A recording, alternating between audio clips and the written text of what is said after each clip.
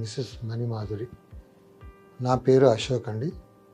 సంవత్సరాలుగా చాలా హెల్త్ ప్రాబ్లంతో ఇబ్బంది పడుతూ ఉంది. సో ఆ టైంలో మేము ఎన్నో హాస్పిటల్స్ తిరిగాము, ఎంతోమంది డాక్టర్స్ని అప్రోచ్ అయ్యాము, కానీ ఎవరు కూడా సరైన ట్రీట్మెంట్ ఇవ్వలేదు. లాస్ట్కు ఒక హాస్పిటల్లో కోవిడ్ అటాక్ అయింది మీకు అని చెప్పారు, కానీ ఎప్పుడు కూడా మాకు కోవిడ్ వచ్చినట్టు మాకు ట్రేస్ అవ్వలేదు. ఆ టైంలో కంపల్సరీ అని రెగ్యులర్గా డ్యూటీకి వెళ్ళేవాళ్ళం. మేము కూడా ఎవ్రీడే టెస్టులు చేసుకునేవాళ్ళం, కానీ మాకు ఎప్పుడు కూడా కోవిడ్ రాలేదు. ఆమె స్లోగా ఆమె కాళ్ళు వాయడము, బాడీ పెయిన్స్, హెడేక్, చాలా ఇబ్బందులు వచ్చాయి. సో ఆ టైంలో ఆమె నడవలేకపోయింది. సో ఇది కొన్ని హాస్పిటల్కి వెళ్ళి డాక్టర్స్ని అప్రోచ్ అయినప్పుడు వాళ్ళు ట్రీట్మెంట్ ఇచ్చినా కూడా ఏమీ లాభం లేకపోయింది. సో అప్పుడు రోజు రోజుకి ఎక్కువ అవుతూ ఉంది. వాళ్ళు అన్నారు, ఇక్కడ ట్రీట్మెంట్ లేదు, మీరు బెంగళూరు వెళ్ళాలా. కొన్ని టెస్టుల ద్వారా వాళ్ళకి ట్రేస్ అయింది, ఈమె కోవిడ్ వచ్చిపోయింది. అప్పుడు లంగ్స్ క్లాట్ అయినాయి, దాని మూలంగా ఈ స్వెల్లింగ్ అవన్నీ వచ్చాయి. ఇక్కడైతే ట్రీట్మెంట్ లేదు, మీరు బెంగళూరు కంపల్సరీ వెళ్ళాలా. ఆఖరికి మా ఫ్రెండ్, మాకు తెలిసిన వారు, ఇంత ప్రాబ్లం ఉంది, ఎక్కడ తక్కువ అవుతలేదు అంటే అప్పుడు ఆయన మాకు ఒక సజెషన్ ఇచ్చాడు. అపోలో హాస్పిటల్ జూబ్లీ హిల్స్లో డాక్టర్ కర్ణాకర్ గారు ఉంటారు.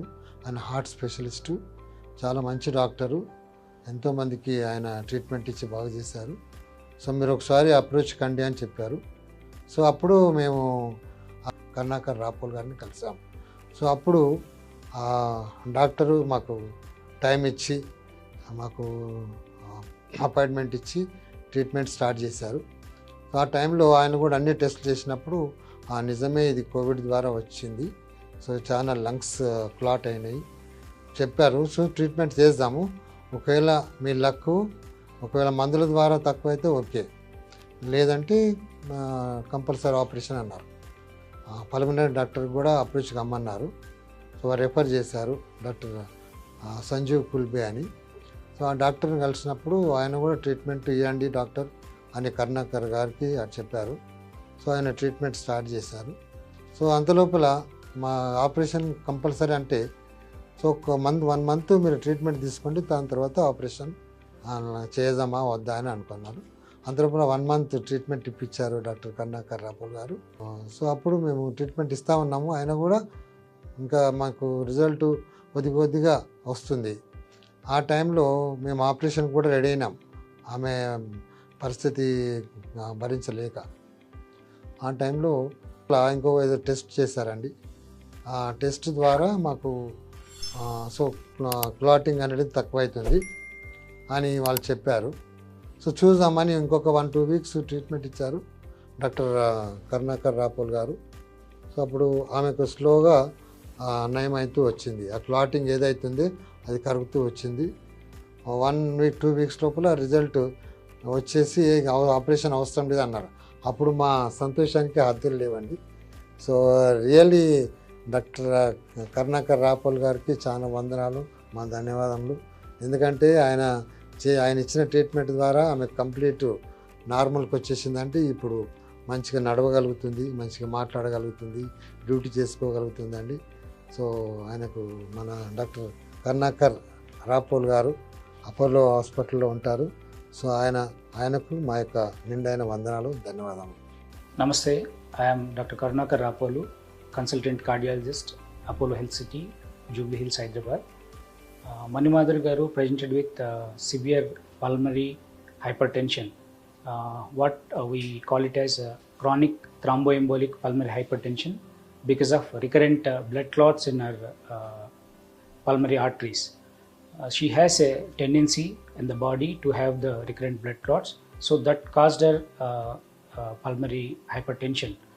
So she consulted many doctors outside, but when she came here, she was having very severe breathing difficulty with huge abdominal distension and pedal edema, with almost very severe breathing difficulty symptom.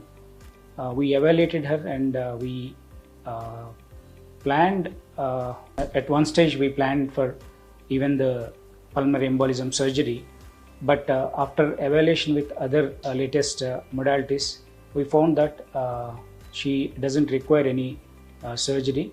Then we started her on latest pulmonary hypertension medications. With that, she recovered very well, and now her functional class improved, her symptoms become better, and now her abdominal distension and pedal edema are totally gone, and she's doing very well her daily activities, as well as she started going to office also.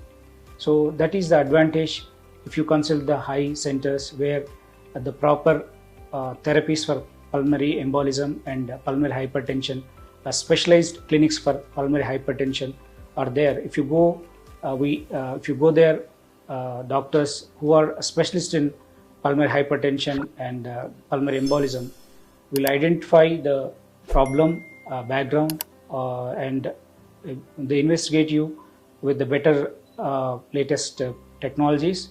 Then the planning of the treatment will be good, and the recovery will be very good.